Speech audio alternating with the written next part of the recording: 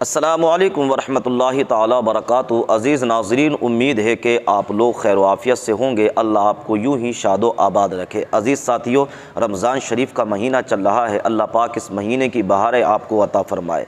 अज़ीज़ साथियों, आज की वीडियो आप लोगों के लिए बहुत ज़रूरी और बहुत अहम है। एक बहुत ही बड़ा मसला मैं आप लोगों को बताने के लिए जा रहा हूँ। अज़ीज़ साथियों, मसला सुन लीजिए, उसके बाद मैं आप लोगों को एक बहुत अच्छी नज़म सुनाऊँगा, उस नज़म को भी सुन कर जाइए। अज़ीज़ साथियों, मसला क्या है कि रमज़ान शरीफ में यानी रोज़े की हालत में नीचे के बाल यानी ज़ेरे नाफ साफ़ करना जायज़ है या नहीं है, बगल के बाल साफ़ करना जायज़ है या नहीं है, या इससे हमारा रोज़ा टूटेगा या नहीं टूटेगा, या रोज़े पर कोई फ़र्क पड़ेगा या नहीं पड़ेगा।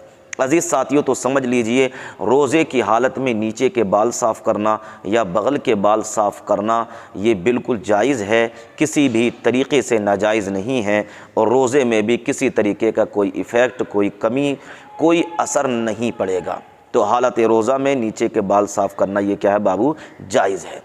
दूसरा ये कि ज़ेरे नाफ कितने दिन तक रख सकते हैं, यानी उसकी मिक़दार क्या है, कितने दिन के अंदर अंदर इन बालों को साफ़ कर लेना चाहिए। अज़ीज़ साथियों, तो 40 दिन के अंदर अंदर बगल के बाल और नाफ के नीचे के जो बाल हैं उनको साफ़ कर लेना चाहिए, इसलिए कि शरीयत मुतहरा में इनको जो है गंदगी शुमार किया गया है, यानी इनके अंदर से बदबू आती है।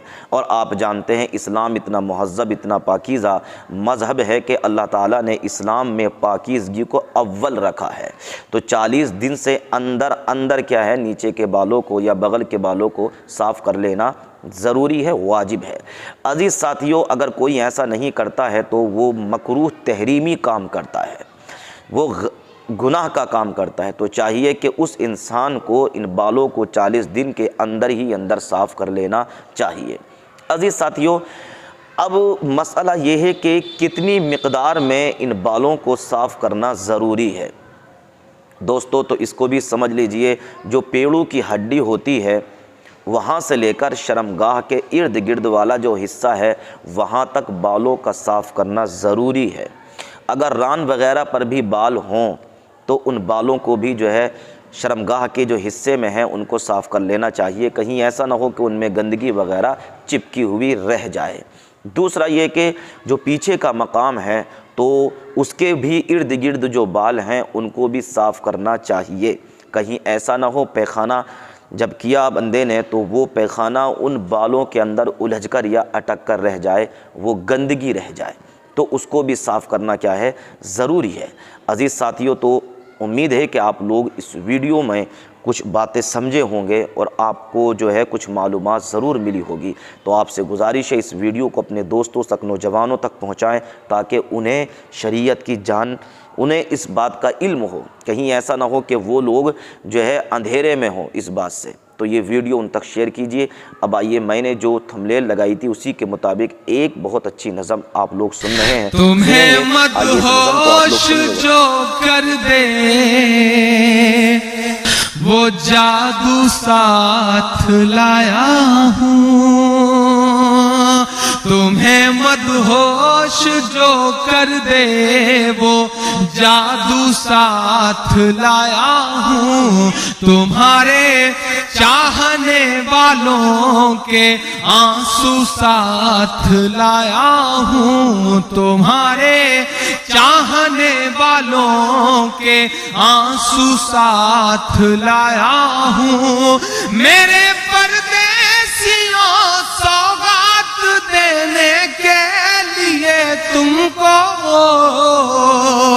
मैं अपने गांव की मिट्टी की खुशबू साथ लाया हूँ, मैं अपने गांव की मिट्टी की खुशबू साथ लाया हूँ।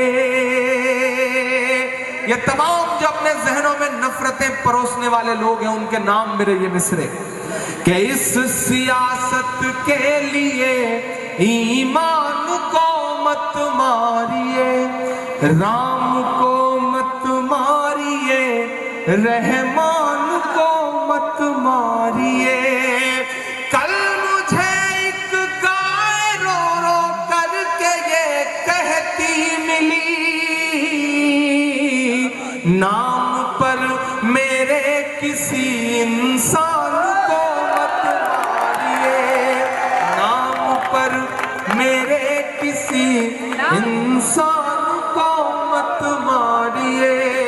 हर झूठे वादे पर मक्कारी पर लानत है, मक्कारी पर लानत है। जरा सुन के बताइएगा जबलपुर वालों, मैं हिम्मत कर रहा हूं, मुझको जालिम का तरफदार नहीं लिख सकते, कम से कम वो मुझे लाचार नहीं लिख सकते। जहां हथेली पे लिए बोल रहा हूं जो सच, उसको इस देश के अखबार नहीं लिख सकते, उसको इस देश के अखबार नहीं लिख सकते। यहां बैठे हुए तमाम लोग ऐसे हैं जो मुझसे सहमत होंगे, तमाम लोग ऐसे भी होंगे जो मुझसे कभी किसी बात पे असहमत रहे होंगे। मैं चाहता हूं कि सुने, दिल से सुने। अगर उसके बाद भी आपको ये शायर गलत लगे तो आपको पूरी छूट है कि आप दाद मत दीजिएगा, लेकिन अगर भक्ति और तमाम दलों के दायरे से ऊपर उठ करके एक आम हिंदुस्तानी बन के सुनिएगा तो आपको ये शायर आपके दिल की बात कहता हुआ नजर आएगा। मैं पढ़ता हूं साहब कि तेरे हर झूठे वादे पर मक्कारी पर लानत है, मक्कारी पर लानत है। मेरे हाथ में सौंप दीजिए देश की तिजोरी की चाबी। भाइयों बहनों,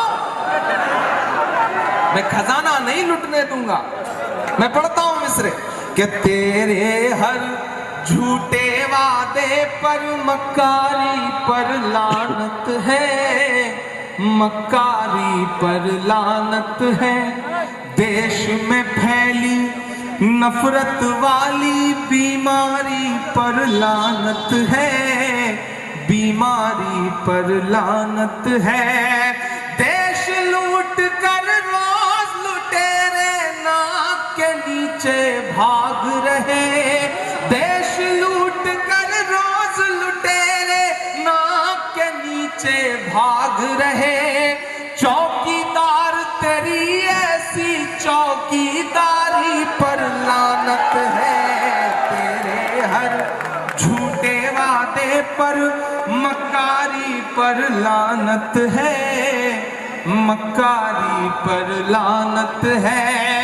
देश लूट कर रोज लुटेरे नाक के नीचे भाग रहे।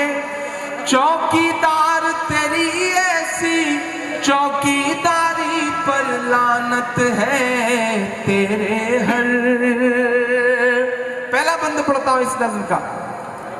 साहिब की बात हो रही, जो नोट लुटा रहे थे वो तो सच में एकदम संजीदा होके बैठ गए। इसे बैठ गए हैं जैसे आजकल अडवाणी जी चुपचाप बैठे रहते हैं।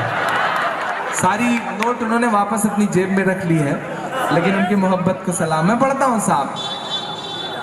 मक्कारी पर लानत है चौकीदार तेरी ऐसी चौकीदारी पर लानत है, मक्कारी पर लानत है। याद करो एक जुमले पर कुर्बान गई है ये जनता, रूठी तो फर्जी आंसू पर मान गई है ये जनता।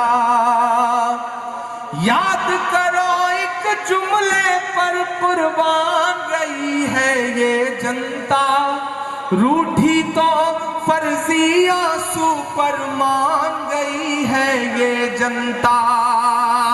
ललित से लेकर नीरव मोदी तक पर खामोशी ही है, किसके अच्छे दिन आए अब जान गई है ये जनता। पूंजीपतियों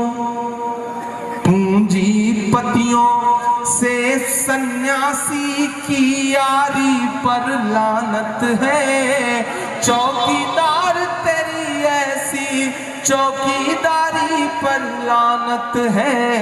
तेरे हर झूठे वादे पर मक्कारी पर लानत है, मक्कारी पर लानत है।